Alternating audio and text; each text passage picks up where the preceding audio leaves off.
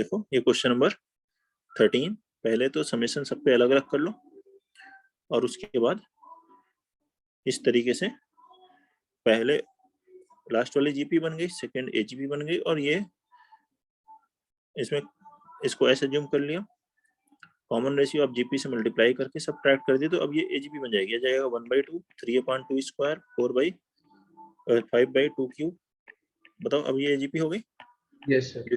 लिख लेंगे इसका सम। Yes sir. ये है क्वेश्चन नंबर 13। 14 का फोर्थ पूछ रहे हैं, और किसी को कोई डाउट है? 14 फोर्थ पार्ट फिर देखते हैं। ये लिखा है फोर्थ वन।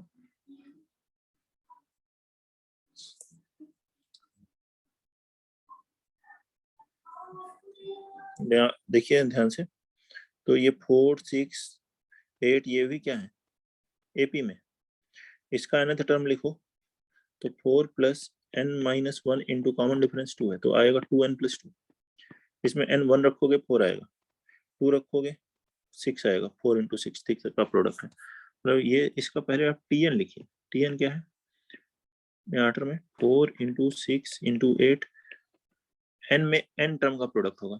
फर्स्ट टर्म में एक टर्म है, सेकेंड में 2 टर्म्स का प्रोडक्ट है, थर्ड में 3 टर्म्स का प्रोडक्ट है, तो यहाँ पे आ जाएगा 2n + 2 तक। 2n + 2 के पहले लिखेंगे 2n। ऐसे ही न्यूमरेटर में 1 × 3 × 5 अप टू 2n - 1 होगा। लिख सकते हैं ऐसा?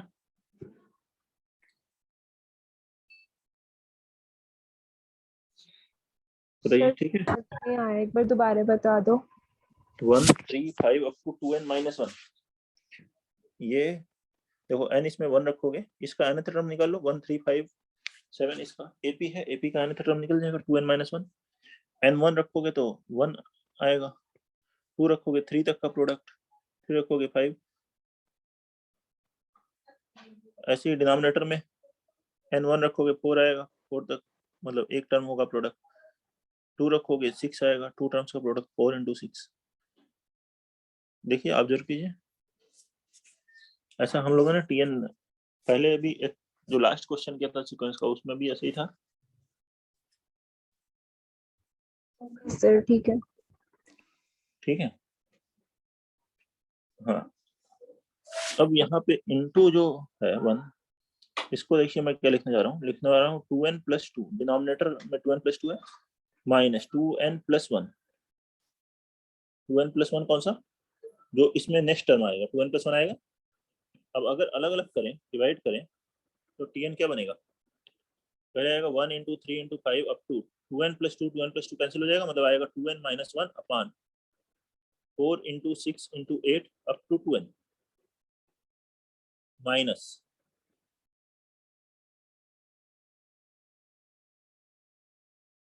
1 × 3 × 5 up to 2n + 1। 2n - 1 × 2n + 1 बन जाएगा। अपॉन डिनोमिनेटर में आएगा 2 4 6 2n 2n + 2। अब रखिए n 1 2 3 मिडिल टर्म कैंसिल हो जाएंगे, फर्स्ट लास्ट आएगा। बोलो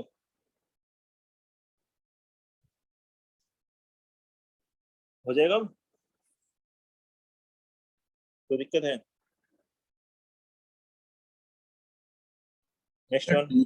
टू तो था ही नहीं सीक्वेंस में। टू कहाँ, टू नहीं था तो बोलो क्या चीज टू नहीं था, क्या कर रहे हो? डिनोमिनेटर में 2। तो टू कहाँ लिखा डिनोमिनेटर? अच्छा यहाँ पे गलती से लिखा गया।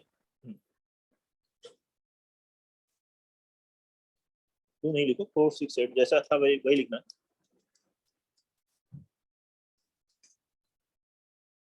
ठीक है। यस 14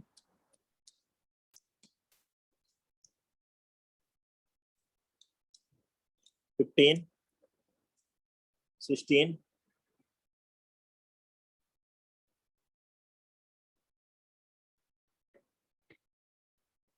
17 18 डाउट है। 18 डाउट है। देखिए question number 18, K1 K2 are two values of K for which these are in HP, HP में है तो इसका रेसिप्रोकल एपी में हुआ, तो रेसिप्रोकल एपी में है तो 2b बराबर a प्लस सी लिखोगे।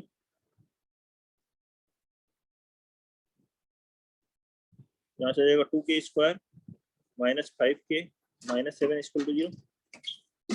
अब इसे फैक्टराइज कर लो, माइनस 7k प्लस 2k, तो 2k minus 7 into k plus 1 is equal to 0।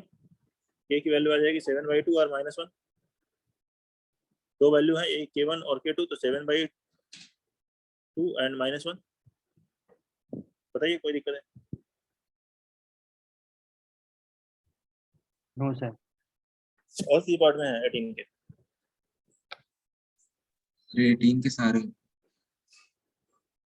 ये पार्ट्स में। सेकंड पार्ट क्या है? 10th term of HP and 21st term of HP is same 10।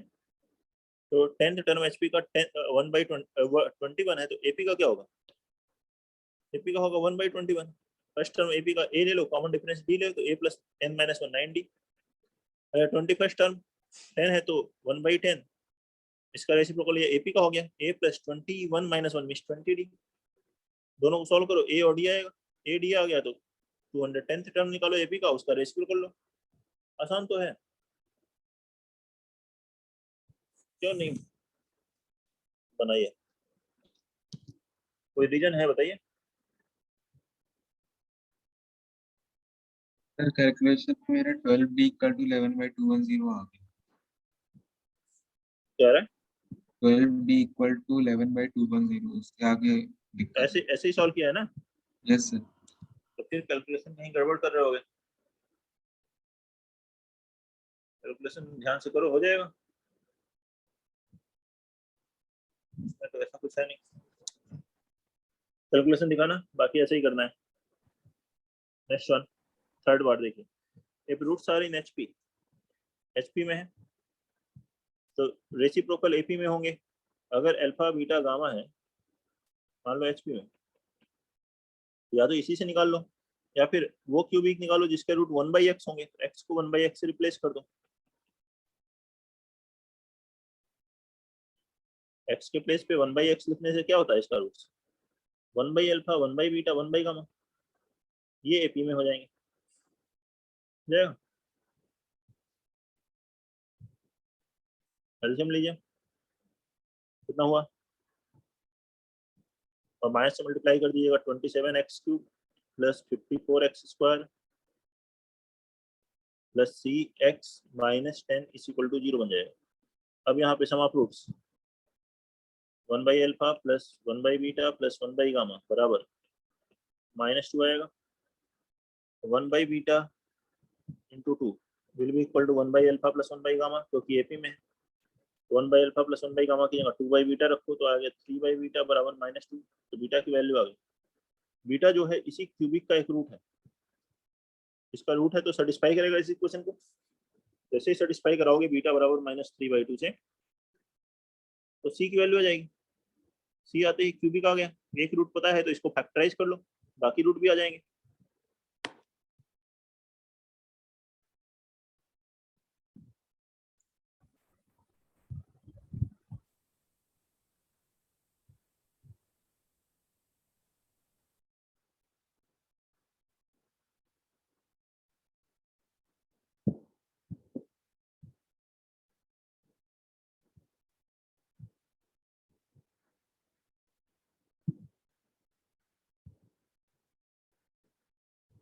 ठीक है, next one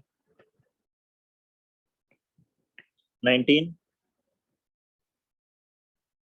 doubt 20 19 and 19 doubt है, देखिए question 19। If alpha 1 alpha 2 be two values of alpha for which these numbers taken in order form an AP, AP बन रहा है तो उससे भाई 2b बराबर a प्लस 3, तो 2 अल्फा पावर 4 बराबर 2 अल्फा स्क्वायर प्लस 24, 2 से कैंसिल करो, alpha power 4 minus alpha square minus 12 is equal to 0। ठीक है, फैक्टराइज कर दो, अल्फा की वैल्यू आ जाएगी ना, alpha power 4 minus alpha square minus 12 equal to 0। क्या आएगा factor? Alpha square minus 4 into alpha square plus 3 equal to 0, तो अल्फा स्क्वायर बराबर 4 अल्फा बराबर प्लस माइनस 2, तो अल्फा की दो वैल्यू है, एक +2 एक -2, एक 2 हो गई एक -2 हो गई, ठीक है। अब क्वेश्चन क्या कहा, β1 β2 ये है जिससे कि ये क्या है जीपी में है, तो v² बराबर AC, इसको सॉल्व करो कितना आएगा, β² plus beta minus 6 equal to 0, factorize करो, β² plus 3 into β² minus 2 equal to 0, तो β² बराबर 2, तो बीटा बराबर प्लस माइनस √2, दो वैल्यू आ गई, एक √2 और एक -√2, बोलो स्क्वायर करके ऐड करना है, कहाँ टफ है क्वेश्चन।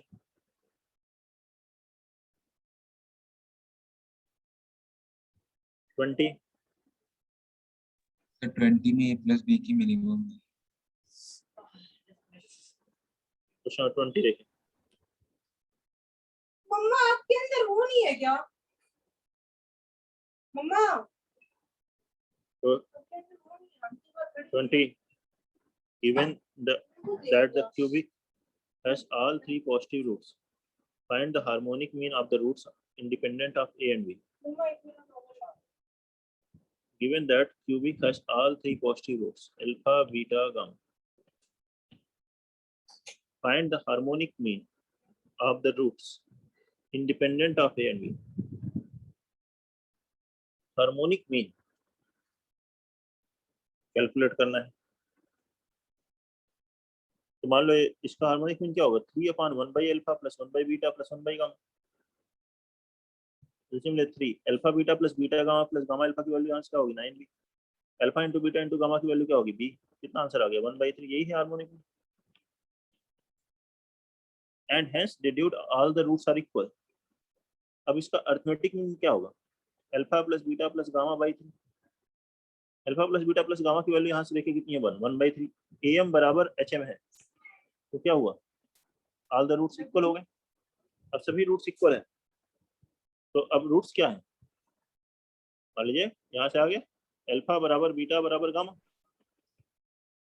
यहाँ रखिए बराबर आ जाएगा, तीनों रूट आ जाएंगे ना, 1/3 आ जाएंगे तीनों रूट, अब तीनों रूट 1/3 है, तो sum of roots product of root से ए और की वैल्यू आ जाएगी, बी की वैल्यू आ जाएगी, ए भी दोनों आ जाएंगे ना, एक ही नहीं, एक ही नहीं आ रही, बी की आ रही है, हाँ यस सर a की b के टर्म्स में आ रही है। ए की बी की टर्म में आ रहे हैं, तो नेचुरल नंबर्स है ना, A B natural number minimum क्या होता है 1 होता है, फिर 1 2 3 ऐसे रख के देखोगे आ जाएगा, जहाँ यहाँ प्रोडक्ट ऑफ रूट्स कितना हुआ 1/9 बराबर कितना है b/a है क्या, बोलो 1/27 b/9 ही तो है ना प्रोडक्ट ऑफ रूट्स, b/a, अच्छा 1/27, तो b बराबर कितना हो गया 27 है, a की मिनिमम वैल्यू क्या रखोगे 1 रखोगे, तो b कितना होगा 27 होगा, तो a प्लस b कितना आ गया 28 आ गया, हो गया आंसर।